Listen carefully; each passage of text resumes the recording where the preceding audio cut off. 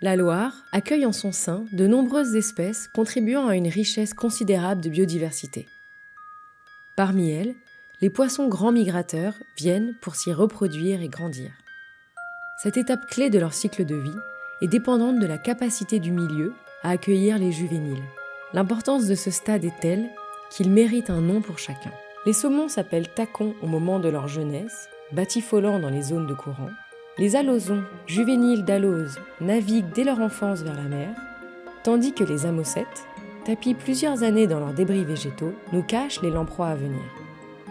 Les anguilles, quant à elles, viennent de la mer au stade civelle, pibale pour certains, pour grandir dans les zones annexes, bras morts, marais et zones humides de tout ordre.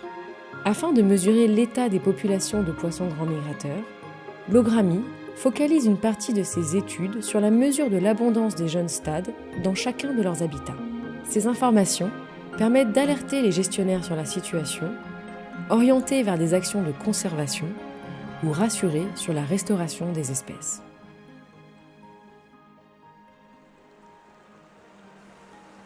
Donc en fait, en fonction de l'espèce qu'on va suivre, on va s'attacher à des habitats différents. Pour les anguilles, par exemple, on va aller les chercher à partir de leur point d'arrivée dans les eaux continentales au niveau de l'estuaire et en remontant l'amont des axes de migration de l'espèce vers les bassins versants.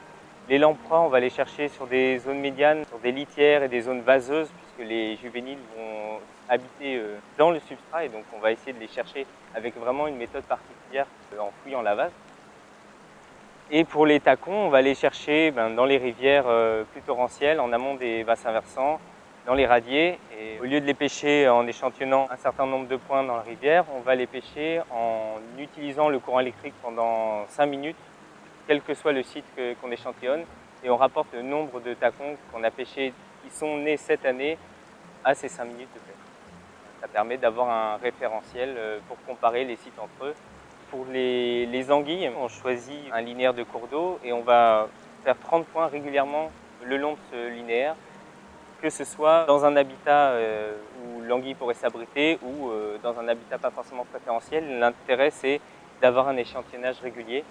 Et sur chacun des points où on va chercher l'anguille, on va rester au moins 30 secondes, parce que l'anguille aura tendance à se cacher sous un abri, dans les cailloux, sous la végétation.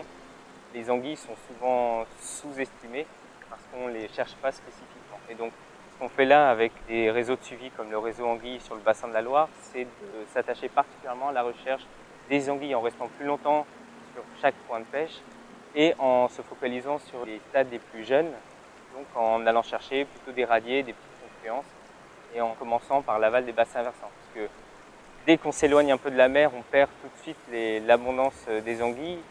90% des anguilles se retrouvent à moins de 200 km de la mer. L'intérêt de porter ce projet-là à l'échelle d'un bassin versant comme la Loire, et pas seulement à l'échelle de chaque axe de colonisation, c'est qu'on peut comparer la colonisation de chaque affluent de la Loire comparativement à la Loire elle-même qui est libre d'obstacles. C'est pour ça qu'on s'appuie sur les résultats de nos suivis sur ce bassin-là en le comparant aux autres bassins versants de la Loire pour motiver les gestionnaires d'ouvrages à laisser passer l'anguille vers l'amont des bassins versants en leur montrant la différence entre les bassins versants accessibles et les bassins versants moins accessibles. Et d'une année sur l'autre, on va essayer de revenir sur les mêmes sites de capture pour voir si les abondances de civelles qui sont arrivées à l'estuaire ont bien colonisé les bassins versants. Chaque année, leur colonisation sera plus ou moins efficace en fonction de leur survie océanique, en fonction de leur survie à la pêche au niveau des estuaires, en fonction de leur capacité à franchir les obstacles et des débits. Par exemple, en 2016, la dernière campagne de suivi du réseau anguille, il y avait eu une crue très importante sur l'ensemble du bassin. Et on se rend compte que si les abondances ne sont pas forcément supérieures, les plus jeunes anguilles ont réussi à coloniser de manière efficace l'axe de la Loire jusqu'à la confluence avec la Yenne. Par contre, sur les affluents de la Loire elle-même, on se rend compte que ces abondances-là se réduisent très rapidement à mesure qu'on s'éloigne de l'axe principal de la Loire.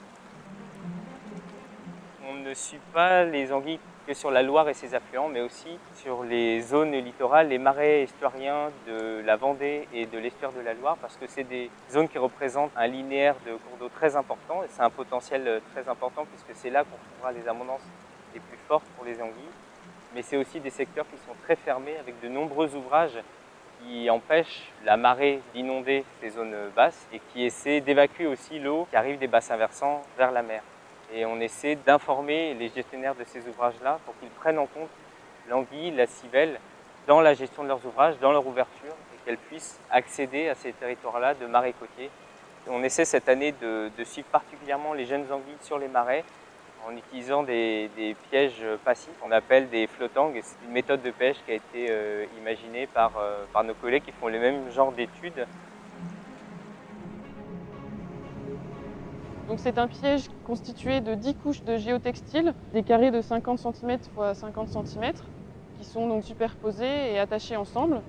Le tout flotte à la surface de l'eau et donc attaché à l'aide d'une ficelle à un piquet, on peut le mettre en place dans les fossés des marais pour permettre le suivi.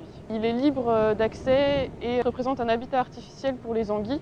Je fais des relèves régulièrement, donc 2 à 3 fois par semaine sur chacun des marais. Et ensuite, je vais analyser la fréquence à laquelle j'attrape les civelles, où est-ce que je les ai attrapées, combien j'en ai attrapé et leur taille, pour après déterminer les moments qui sont les plus propices au suivi pour les années d'après. Le but aussi, c'est d'avoir un retour d'expérience sur les flottangs, puisque c'est un nouveau type de piège et qu'il n'y a pas eu de protocole type défini.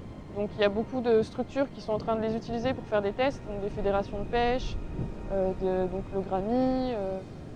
Le but, ça serait de mettre tous ces retours d'expérience en commun pour après vraiment avoir une structure de protocole applicable presque partout. Si on s'intéresse aux juvéniles de saumon, de lamproie et d'anguille, c'est parce qu'on a envie de savoir si la population va accueillir suffisamment de jeunes pour se renouveler, pour se reconstituer, pour se rajeunir. Mais c'est aussi parce que c'est un stade assez sensible du cycle de vie. Entre le stade de l'œuf et de l'alevin, puis du tacon pour le saumon par exemple, il y aura un taux de survie très faible. Entre le nombre de civelles qui arrivent sur un estuaire et le nombre d'anguilles qui vont habiter un bassin versant, il y a un écart très très fort. Et c'est une stratégie naturelle assez classique pour les poissons, c'est qu'il y a un nombre très important d'œufs, un nombre très important d'alevins qui sont produits, mais très peu arrivent finalement jusqu'à l'âge de se reproduire.